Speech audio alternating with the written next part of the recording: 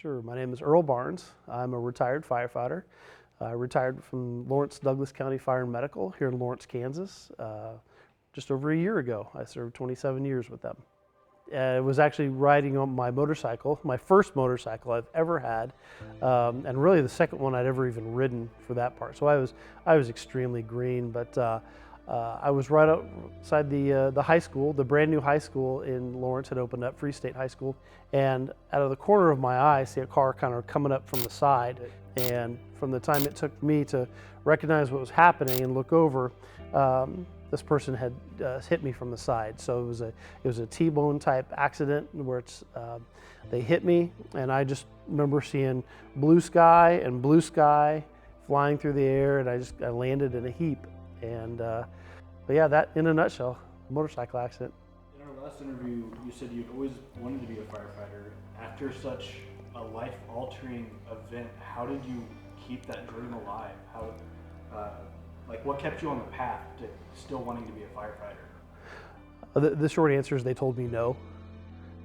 They said you can't possibly go back to the fire department, and by they I mean these well-meaning people from the hospital, from just kind of the people around. None of the firefighters actually said that. They come up and visit me. Nobody even questioned that. But enough well-meaning people, they come in, they'd say, hey, we've got scholarships for you. We've got grants available for you to go back to school. And they kind of kept going on. And after about the third visit from these folks, I was like, why can't I go back?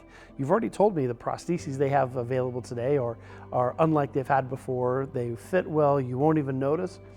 So what's the problem? And nobody had an answer for me, and so that was really it. You guys keep telling me I can do whatever I want. Well, let's see.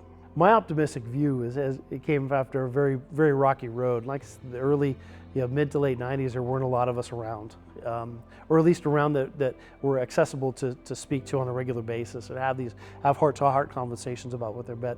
And so a lot of it was simply figure it out. It was two phrases that kind of went through my mind during those years. And one was go forth, meaning just get out and go do something. The second one was figure it out. I don't know how to drive.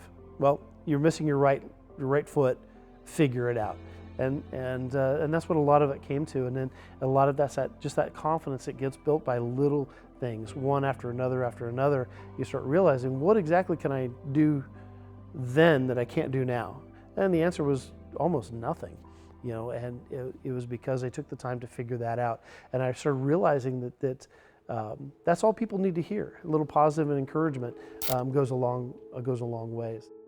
So after retirement, I kind of deliberately took a few months off of not doing anything.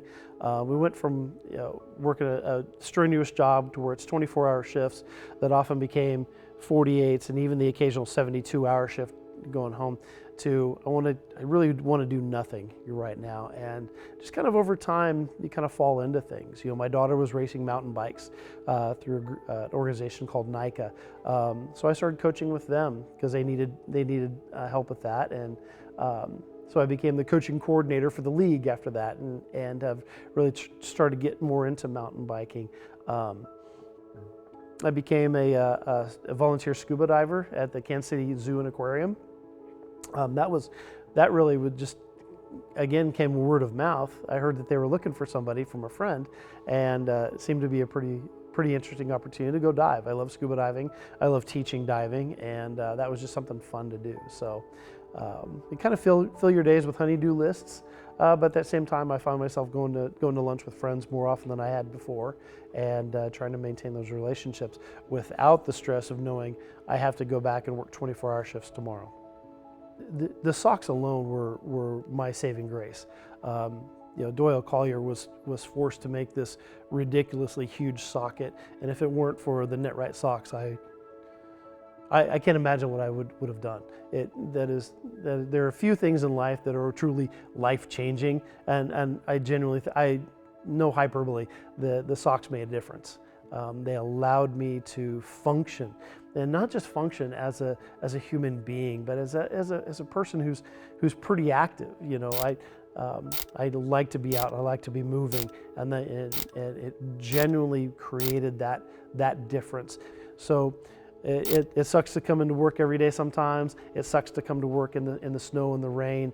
But remember, every stitch, every weld, every connection, it does make a difference. And if it fails, it doesn't just kind of ruin that day. It kind of ruins a few days or weeks until that person can get that product replaced or repaired. And so again, thank you guys for what you do and for the quality that you've provided me for 27 years now.